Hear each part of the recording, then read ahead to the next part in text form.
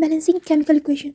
Now आप जो first one है वो अनबैलेंस है और उसके नीचे जो है वो बैलेंस केमिकल इक्वेशन, ठीक है।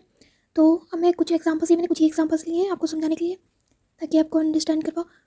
जितनी प्रैक्टिस आपको करनी पड़ेगी, जितनी प्रैक्टिस करोगे उतना समझ में आएगा, राइट। तो मैं अभी बता देती हूँ कि कैसे बैलेंस करना होता है। पहली लाइन में देखो, Fe+H2O equal to Fe3O4 plus H2, ठीक है।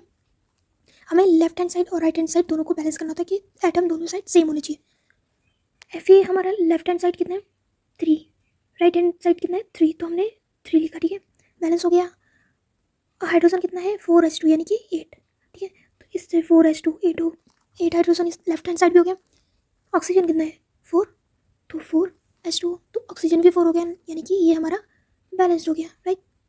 Now second, zinc plus HCl ZnCl2 plus H2, right. हमारा Zn कितना है, जिंक कितना है 1 left hand side, right hand side भी 1 है, तो ये बैलेंस है। H कितना, हाइड्रोजन कितना है 2, right hand side left hand side भी 2। क्लोरीन कितना है 2, लेफ्ट हैंड साइड और राइट हैंड साइड दोनों 2, ठीक है, तो बैलेंस हो गया। Magnesium plus oxygen equal to MgO, ठीक है, मैग्नीशियम ऑक्साइड। तो नाउ सी दिस रिएक्शन, हमारा ऑक्सीजन 2 है, ठीक है, तो हमें 2 ऑक्सीजन के लिए यहाँ 2 एटम लगाना होगा, तो अब Mg भी 2 हो जाएगा, तो इस साइड भी लेफ्ट हैंड साइड भी हम 2 करेंगे, ठीक है, तो ये भी बैलेंस हो गया।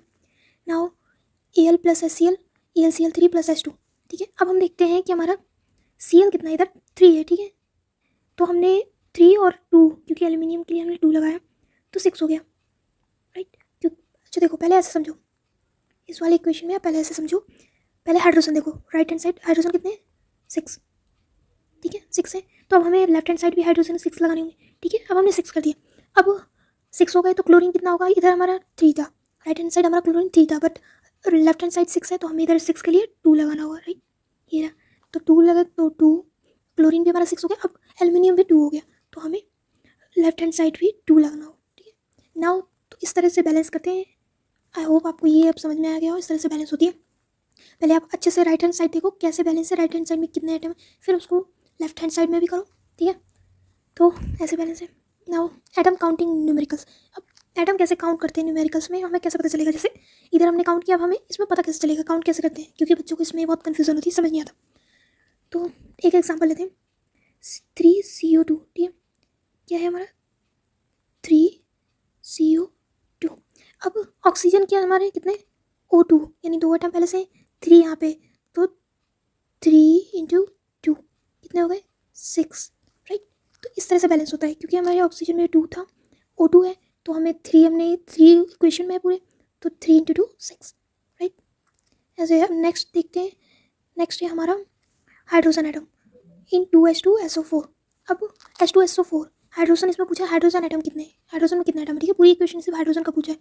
तो H2SO4 हाइड्रोजन 2H है, देखो 2H है इसके नियम, ठीक है, इसमें 2H2 है, ठीक है, 2H2 है, H2SO4 लिए 2।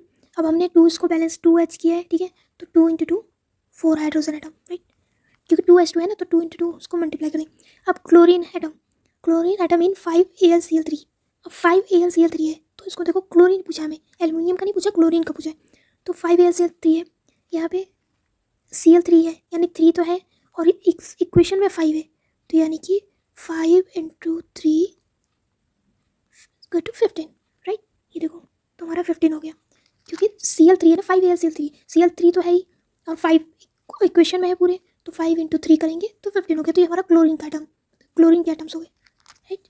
तो ऐसे आपको समझना है, और भी आप प्रैक्टिस करो तो आपको समझ में आएगा।